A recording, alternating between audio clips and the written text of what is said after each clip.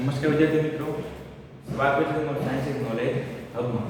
હવે અહીંયા છે આપણે ધોરણ 7 વિષય વિજ્ઞાન છે ગયા પાઠમાં છેલ્લો પાઠ છે પૂરો કરેલો ચેપ્ટર નંબર 10.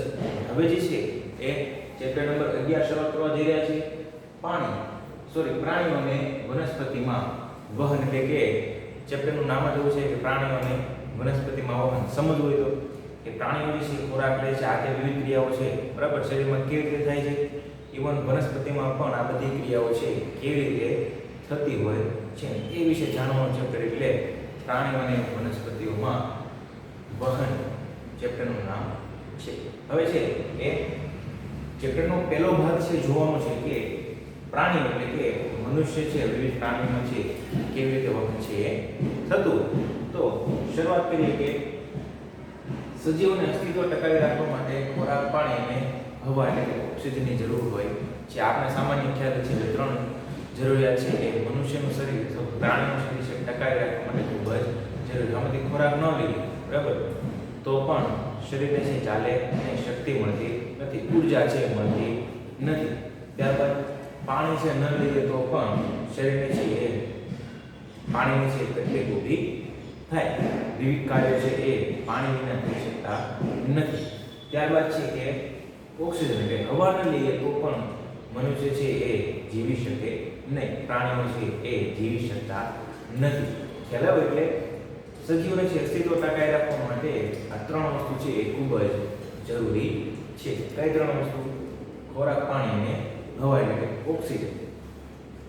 ત્યારબાદ તો કે આ ત્રણેય વસ્તુ છે આપણે ખોરાક ખાઈએ છીએ, પાણી પીએ છીએ, ઓક્સિજન લઈએ છીએ, એમનું વહન છે કેવી રીતે થતું હોય તો શરીરમાં છે ખોરાકનું વહન કેવી રીતે થાય છે, નકામા પદાર્થોનો નિકાલ છે કેવી રીતે થાય છે, કેવી ક્રિયાઓ થાય છે તેમાં.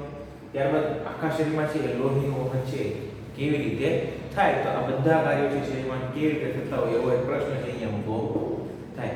આપણે વાત કરીએ કે ખોરાક જોઈએ, પાણી જોઈએ, ઓક્સિજન જોઈએ બરાબર, શ્વાસ તો લઈએ છીએ, ખોરાક તો ખાઈએ છીએ, પણ એ બધું વહન કેવી રીતે થતું હોય એ છે એ જાણવું ખૂબ જ જરૂરી છે. ને એ વિશે આ ચેપ્ટરમાં છે આપણે વાત છે કરવાની છે. તો કે રુધિરવાહિનીઓ આ કાર્ય કરે છે. આપણા શરીરમાં છે આ બધા કાર્યો છે ખોરાકનું વહન કરવાનું, નકામા પદાર્થનો નિકાલ કરવાનો, લોહીનું વહન કરવાનું, બધા કાર્યો શેના દ્વારા થાય છે? રુધિરવાહિનીઓ દ્વારા. આપણે સામાન્ય ભાષામાં કહીએ છીએ આપણા શરીરમાં છે એ હાથમાં દેખાય તેવો રગ. રગ શું કામ કરે છે? આ બધા કાર્યો કરે છે, લોહીનું વહન કરે છે, આ બધા કાર્યો છે રુધિરવાહિનીઓ દ્વારા થતી. તો આ રુધિરવાહિનીઓ જે છે એ એકબીજા સાથે જોડાય અને પરિવહન તંત્ર બનાવે છે. પરિવહન તંત્ર એટલે કે આ બધા કાર્યો કરવા માટે રુધિરવાહિનીઓ આખા શરીરમાં છે આખા શરીરમાં છે એક જ રુધિરવાહિની છે એવું નથી. આખા શરીરમાં છે એક તંત્ર કે જાળું ગોઠવાયેલું છે કે જે આ બધા કાર્યો છે એ કરે છે. એક રુધિરવાહિની છે સાથે મળી અનેક રુધિરવાહિનીઓ સાથે મળી અને શું કરે છે? પરિવહન તંત્રની રચના કરે છે. આ બધું આપણે જોયું. આપણે ચાલો રુધિરવાહિની બધું કાર્ય કરે છે એ બધું પાઠ છે પૂરો થઈ. હવે મહત્વનો છે 2 માર્કનો સવાલ આવે છે. અહીં જોયું તો લોહીનું વહન છે બરાબર. તો લોહી આપણા શરીરમાં કંઈક કામ કરે છે તો એ રુધિરના કાર્યો છે એ 2 માર્કના સવાલમાં છે પૂછાઈ શકે. અહીંયા છે એ 3 થી 4 મુદ્દા છે એ લખી અને 2 માર્ક્સ આપણે મેળવી શકીએ. તો કઈ વસ્તુ લખવાની છે એમાં? તો કે રુધિર છે પાચિત ખોરાકનું નાના આંતરડાથી વિવિધ ભાગો સુધી છે વહન કરે છે. હવે નાના આંતરડામાં છે એ ખોરાક પહોંચે છે, પાચન થાય છે બરાબર. તો એ પાચન થાય નાના આંતરડામાં અંદરના ભાગમાં આવેલા છે રસાંકો બરાબર. એ રસાંકો છે રુધિરવાહિનીઓ સાથે જોડાયેલા છે. એ રસાંકો શું કામ કરે? અંદરથી જે પોષક તત્વો છે એ શોષણ કરી રુધિરવાહિનીમાં છે પહોંચાડે. ત્યારબાદ છે દરેક કોષ સુધી એટલે કે વિવિધ ભાગો સુધી વહન છે એ થતું. એટલે પહેલું કાર્ય શું છે ભાઈ? કે પાચિત ખોરાકનો નાના આંતરડાથી વિવિધ ભાગો સુધી વહન થાય છે. બીજું તો કે ઉત્સર્ગ દ્રવ્યોનો નિકાલ કરે છે.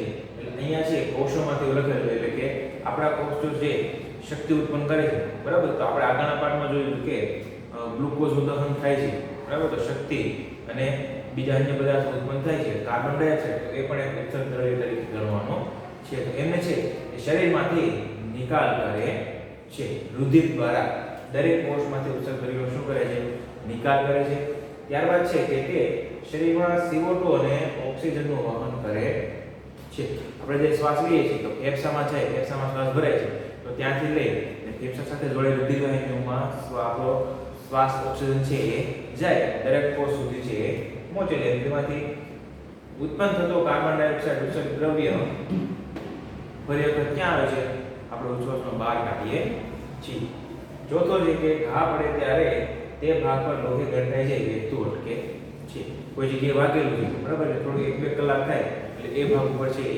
એક સ્તર જામી જાય એ સ્તર શેનું છે તો રુધિરમાં રહેલા રુધિર રસનું સ્તર છે કે જેના કારણે ઉપરના ભાગમાંથી જે લોહી છે વહેતું બંધ થાય મહત્વના 4 કાર્યો છે કે રુધિર પાચક ખોરાકનું નાના આંતરડાથી વિવિધ ભાગોમાં વહન કરે ઉત્સર્ગનો નિકાલ કરે છે શરીરમાં CO2 અને ઓક્સિજનનું વહન કરે છે ત્યારબાદ ઘા પડે તે ભાગ પર લોહી ગંઠાઈ જતો અટકે છે 2 માર્કનો સવાલ છે વ્યવસ્થિત યાદ રાખી અને લખવાનો છે ત્યારબાદ છે કે રુધિરનો રંગ લાલ કેમ હોય છે અહીંયા લાલ અક્ષરથી લખેલું છે કે રુધિરનો રંગ લાલ કેમ હોય છે એમની પાછળનો મુખ્ય જવાબ છે હિમોગ્લોબિનના કારણે આપણા રક્તકણો છે એમાં રહેલો હિમોગ્લોબિન છે કે જેના કારણે આપણા લોહીનો રંગ છે કેવો દેખાય છે લાલ દેખાય છે અહીંયા છે હિમોગ્લોબિન વિશે છે એ આગળ છે એ વિસ્તૃતમાં આપણે જોવાનું છે પણ અહીંયા જુઓ કે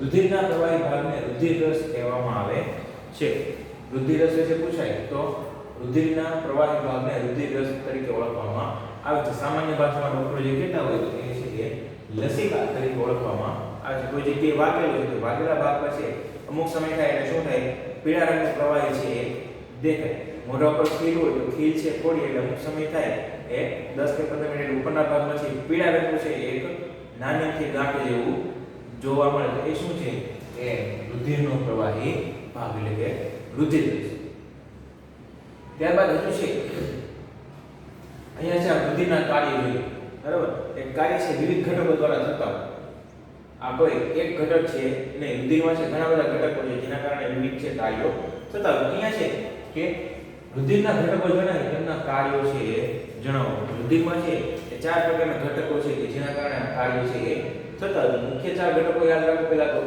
રુધિર રસ રક્તકણો શ્વેતકણો અને રુધિર કણિકાઓ આ 4 મુખ્ય ભાગ છે એમાં રુધિર રસ જે છે આપણે જોયું એ શું કામ કરે છે તો શરીરમાં પોષક દ્રવ્યોનું વહન કરે છે રુધિર રસનું કાર્ય પોષક દ્રવ્યોનું વહન કરવાનું છે ત્યારબાદ રક્તકણો શું કામ કરે છે તો રક્તકણો જે છે તે શરીરના કોષોને ઓક્સિજન પહોંચાડે છે રુધિર રસનું કાર્ય પૂરું થઈ ગયું રક્તકણો તે શરીરના કોષોને ઓક્સિજન પહોંચાડે છે રક્તકણો છે એ મુખ્યત્વે લાલ રંગના હોય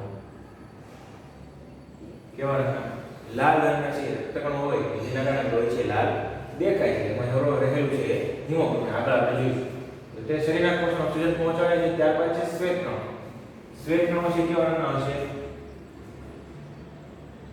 સફેદ રંગના બરાબર તો તે શરીરને બહારના રોગના જંતુઓ સામે રક્ષણ આપે છે આપણા શરીરમાં છે કોઈ રોગ છે થતો હોય બરાબર શરૂઆતમાં સીધો છે કોઈ રોગ થતો નથી તો પહેલા શું થાય તેમના જીવાણુ છે કોઈ તાવ આવવાનો હોય બરાબર તો શરૂઆતમાં છે સીધો તાવ આવતો નથી તો પહેલા છે એ રોગના જીવાણુ છે આપણા શરીરમાં દાખલ થાય શ્વેતકણો સામે છે લડે અને આપણે રોગ પ્રતિકારક શક્તિ જો ઓછી થાય તો જ એ આપણે છે તાવ આવતો હોય એમને છે તાવ આવતો નથી તો શ્વેતકણોનું કાર્ય શું છે તે શરીરને બહારના રોગના જંતુઓ સામે રક્ષણ આપે છે 4 નંબર છે રુધિર કણિકાઓ એટલે કે અહીંયા છે સામાન્ય ભાષામાં કહીએ તો ત્રાકકણો તો ત્રાકકણોનું કાર્ય શું છે તે લોહી ગંઠાઈ જવાની ક્રિયામાં મદદરૂપ થાય છે અહીંયા એવું કે લોહી છે ગંઠાઈ જાય છે તો અટકે એ શેના કારણે ત્રાકકણોના કારણે છે ક્રિયા થતી હોય તે લોહી ગંઠાઈ જવાની ક્રિયામાં છે મદદરૂપ થાય મુખ્ય જે 4 ઘટકો છે કે રુધિર રસ રક્તકણો શ્વેતકણો અને રુધિર કણિકાઓ ત્રણેયના રંગ છે રક્તકણો છે લાલ રંગના છે શ્વેતકણો છે સફેદ રંગના છે જ્યારે રુધિર કણિકાઓ છે અને ત્રાકકણો છે એ પણ અમુક અંશે છે રંગહીન જોવા મળે તો અહીંયા છે કે રુધિર રસ છે તે પોષક દ્રવ્યોનું વહન કરે છે શરીર રક્તકણો છે શરીરના કોષોને ઓક્સિજન પહોંચાડે છે, ચાર કણો રોગના જીવકોષોને રક્ષણ આપે, રુધિર કણિકાઓ છે એ લોહી ગઠાઈ જવાની ક્રિયામાં મદદરૂપ થાય છે. હવે અહીંયા છે આગળ કીધું હતું કે હિમોગ્લોબિનની છે આપણે વાત કરવાની છે. તો આ જે હિમોગ્લોબિન છે, હિમોગ્લોબિનને કારણે રંગ લાલ દેખાય. તો રક્તકણોમાં છે હિમોગ્લોબિન હોય છે. અહીંયા મેં કીધું કે રક્તકણો છે લાલ દેખાયનું કારણ શું છે? હિમોગ્લોબિન રક્તકણોમાં આવેલું છે એટલા માટે. અને હિમોગ્લોબિન છે એ બંધારણીય ઘટક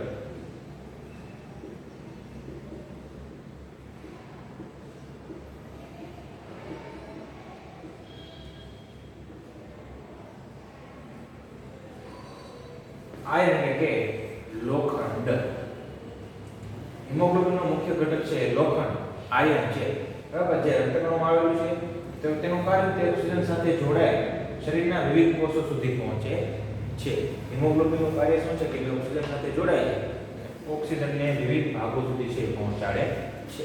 હવે જો હિમોગ્લોબિન ન હોય તો પ્રશ્ન થાય કે હિમોગ્લોબિન ન હોય તો શું થાય? તો હિમોગ્લોબિન છે એ ન હોય તો ઓક્સિજનનું વહન છે ખૂબ જ મુશ્કેલ બને છે. હિમોગ્લોબિન આપણા શરીરમાં નથી અથવા તો ઘટે છે તો એ આપણા માટે છે એ મુશ્કેલી ઊભી કરી શકે. ઓક્સિજનનું છે વહન ખૂબ જ મુશ્કેલ બને છે.